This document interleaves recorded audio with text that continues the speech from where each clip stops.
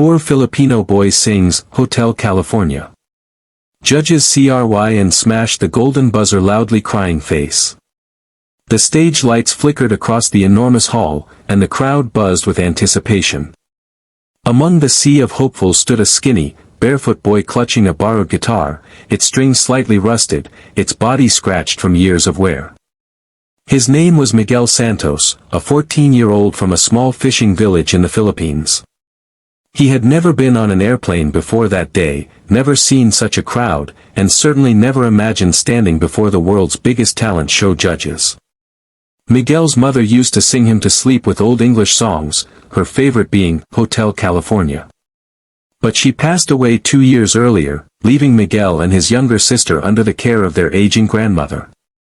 Life became hard. Some days, he sold seashells at the pier to buy rice, other days, he played his guitar at the local market, hoping someone might drop a few coins in his tin can. Yet through all the struggles, Miguel never stopped singing. Because when he sang, it felt like his mother was still there. When a tourist from the US filmed him performing and posted the video online, the world noticed.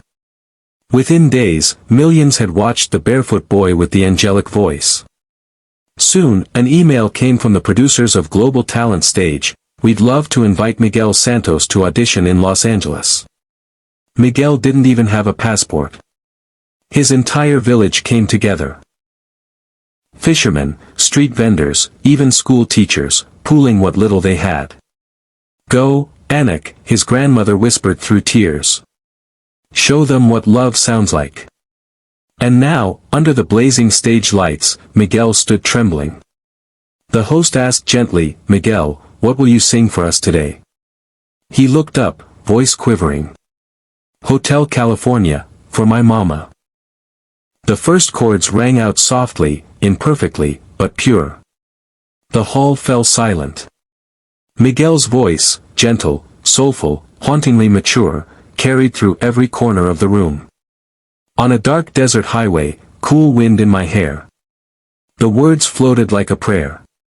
The judges, initially smiling politely, began to change, their faces softened. There was something different about this boy. He wasn't just singing, he was feeling every word. When he reached the chorus, his eyes glistened, and a tear rolled down his cheek. She said, we are all just prisoners here, of our own device. By now, the audience was standing. The lights dimmed slightly, and the camera zoomed in on the boy's trembling hands as his voice cracked with emotion. He closed his eyes and let the final words escape like a whisper. You can check out any time you like, but you can never leave. The hall went silent, utterly, completely silent, for 3 long seconds. Then came an eruption of applause, cheers, and tears. One of the judges, a stern-looking man known for his brutal honesty, wiped his eyes and whispered, that was the most beautiful thing I've ever heard. Before anyone could say another word, another judge, a woman known for her empathy, stood up, trembling, and slammed the golden buzzer with both hands. Golden confetti exploded into the air as Miguel froze in shock, clutching his guitar. He looked around, confused, then overwhelmed.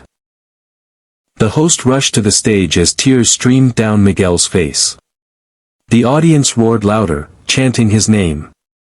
Miguel! Miguel! Miguel! The judges ran onto the stage. The woman who hit the buzzer knelt before him and said softly, you just reminded the world what music is supposed to be, not fame, not perfection, but heart. Miguel could barely speak. He only managed to whisper, thank you, this is for my mama. But that wasn't the end of the story.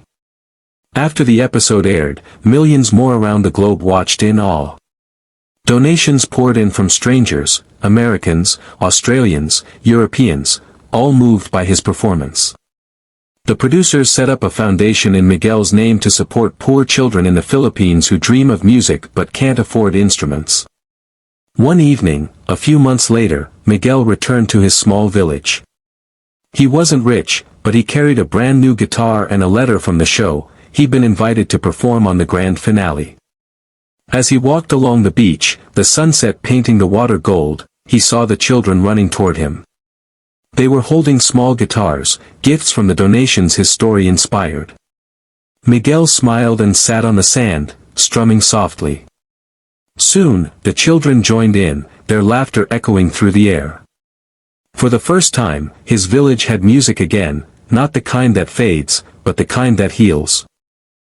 He looked up at the horizon and whispered, "We did it, Mama." The waves carried his voice far into the distance. That night, an old woman turned on a small television in a dim hut by the shore. She watched her grandson's golden buzzer moment replayed on the screen, the confetti, the tears, the standing ovation. She pressed her palms together and prayed, "Thank you, Lord, for showing the world his light." And somewhere between the sound of the waves and the whisper of the wind, it felt as though a mother's lullaby lingered, soft, eternal, and proud. Because sometimes, the world doesn't need another superstar. It just needs a boy with a broken guitar, and a voice full of love.